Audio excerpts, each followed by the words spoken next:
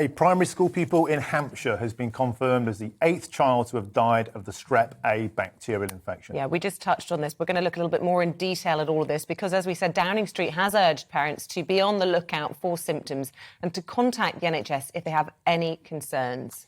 It comes as the government urges doctors to prescribe antibiotics proactively in schools where there have been cases of Strep A, with the potential for penicillin to be given out en masse. Well, with us this morning is Chief Executive at the Association of Independent Multiple Pharmacies, Dr. Leyla Hannbeck. Good morning to you.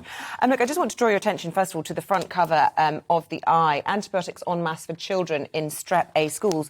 I mean, both Martin and I are aware of cases of Strep A in our children's primary schools. There's a huge deal of concern amongst parents.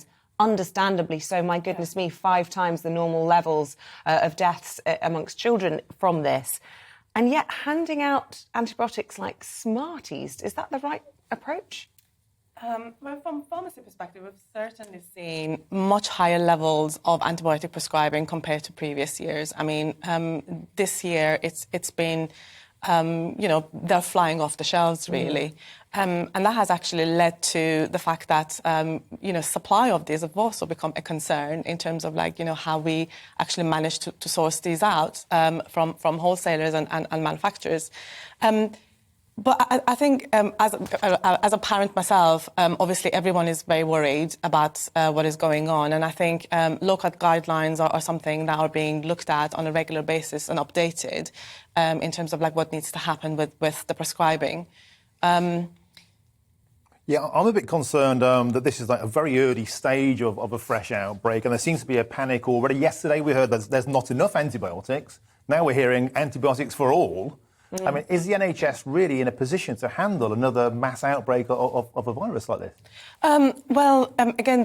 This year as well, we're seeing higher levels of cold and flu, and it's known that if you have, cold and flu, you're more prone to pick up infections as well, particularly amongst little children.